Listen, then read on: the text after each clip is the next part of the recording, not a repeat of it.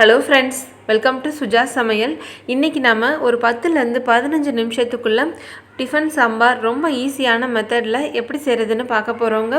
இது இட்லி தோசைக்கெல்லாம் ரொம்ப சூப்பராக இருக்கும். வாங்க இப்போ இது எப்படி செய்கிறதுன்னு பார்க்கலாம். இதுக்காக நான் இன்றைக்கி 200 கிராம் அளவுக்கு பாசிப்பருப்பு எடுத்துக்கிறேங்க. பாசிப்பருப்பு வந்து சீக்கிரமாக வெந்துடும், அதனால் சாம்பார் வந்து சீக்கிரமாக வச்சிடலாம். இப்போ இதை ஒரு 3 வாட்டி நான் நல்லா கழுவிட்டு எடுத்துகிட்டு வரேன்.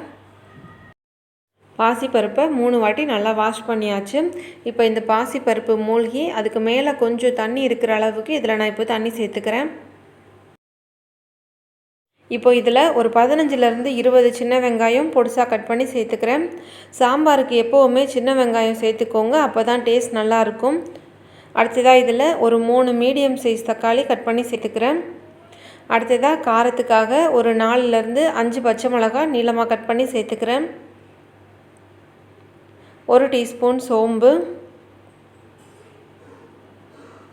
1 டீஸ்பூன் சீரகம் சேர்த்துக்கிறேன். அடுத்ததாக இதில் நான் ஒரு கேரட் வந்துட்டு கொஞ்சம் மீடியமாக கட் பண்ணி சேர்த்துக்கிறேங்க. பாசிப்பருப்பு சாம்பாருக்கு நம்ம காய்கறி வந்து அதிகமாக சேர்த்தா நல்லா இருக்காது.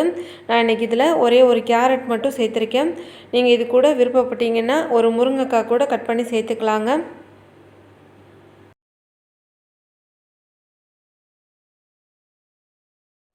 அடுத்ததாக இதில் ஒரு 1/2 டீஸ்பூன் அளவுக்கு மஞ்சள்தூள் சேர்த்துக்கிறேன். அடுத்ததாக நான் இன்றைக்கி ஆச்சி சாம்பார் பவுடரில் ஒரு 2 டீஸ்பூன் அளவுக்கு சேர்த்துக்கிறேங்க. இது வந்துட்டு மீடியம் காரமாக இருக்கும். உங்களுக்கு இதை விட இன்னும் கொஞ்சம் காரமாக வேணும்னா ஒரு 1/2 டீஸ்பூன் அளவுக்கு சாம்பார் பொடி எக்ஸ்ட்ரா சேர்த்துக்கோங்க. 200 கிராம் பாசிப்பருப்புக்கு நான் 2 டீஸ்பூன் அளவுக்கு ஆச்சி சாம்பார் பொடி சேர்த்துருக்கேன். அடுத்ததாக இந்த சாம்பாருக்கு தேவையான அளவு உப்பு சேர்த்துக்கிறேன். இப்போ இது எல்லாத்தையும் சேர்த்து நல்லா கலந்து விட்டுக்கலாங்க. இப்போ நம்ம குக்கரை க்ளோஸ் பண்ணிடலாம். குக்கரை க்ளோஸ் பண்ணதுக்கப்புறமா ஒரு விசில் வந்த உடனே லோ ஃப்ளேமில் கரெக்டாக ஒரு 4 நிமிஷம் வச்சுருந்துட்டு ஆஃப் பண்ணிக்கோங்க. நீங்கள் விசில் வைக்கிறதா இருந்தால் ஒரு 4 விசில் வச்சுட்டு ஆஃப் பண்ணிக்கோங்க.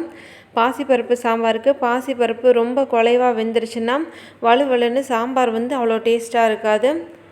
அதனால் இந்த மாதிரி வச்சுக்கோங்க. இப்போது குக்கர் ஆஃப் பண்ணி ஒரு 10 நிமிஷம் ஆச்சுங்க. குக்கரோட ப்ரெஷரெல்லாம் ரிலீஸ் ஆனதுக்கப்புறமா குக்கரை ஓப்பன் பண்ணி பாருங்கள்.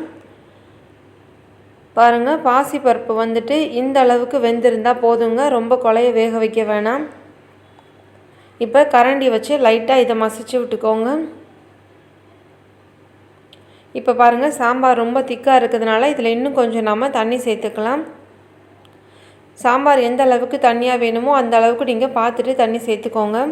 சாம்பார் ஆறுனதுக்கப்புறமா இன்னும் நல்லா திக்காயிடும். அதனால் இப்போ கொஞ்சம் தண்ணியாக இருக்கிற அளவுக்கு தண்ணி சேர்த்துக்கோங்க.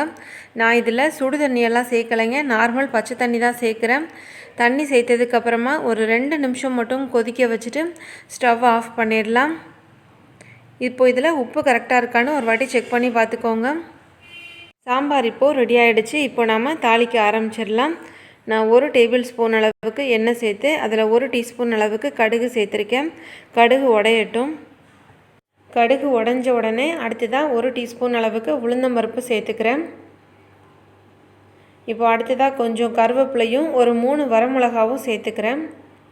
இப்போ நான் ஸ்டவ் ஆஃப் பண்ணிடுறேன். இதுக்கு மேலே இருந்தால் இது கருகி போயிடும்.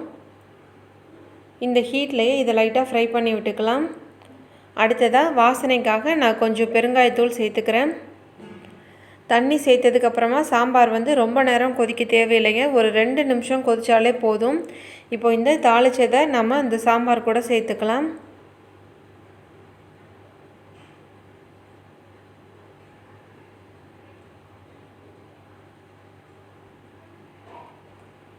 அவ்வளோதாங்க, ரொம்ப டேஸ்டான பாசிப்பருப்பு சாம்பார் இப்போது ரெடி ஆகிடுச்சு. இப்போது கடைசியாக இதில் நல்லா பொடியாக கட் பண்ண கொத்தமல்லி தழை சேர்த்துக்கிறேன். இந்த சாம்பார் வந்துட்டு ஒரு 15 நிமிஷத்துலேயே பண்ணிடலாங்க. இது இட்லி தோசை கூட சாப்பிட்றதுக்கு ரொம்பவே சூப்பராக இருக்கும். இதே மாதிரியே நீங்களும் செஞ்சு பார்த்துட்டு உங்கள் கமெண்ட் சொல்லுங்கள். இந்த வீடியோ உங்களுக்கு பிடிச்சிருந்தா மறக்காமல் சுஜா சமையல் சேனலை சப்ஸ்கிரைப் பண்ணி பக்கத்தில் உள்ள பெல் ஐக்கானையும் ப்ரெஸ் பண்ணிக்கோங்க. தேங்க்யூ.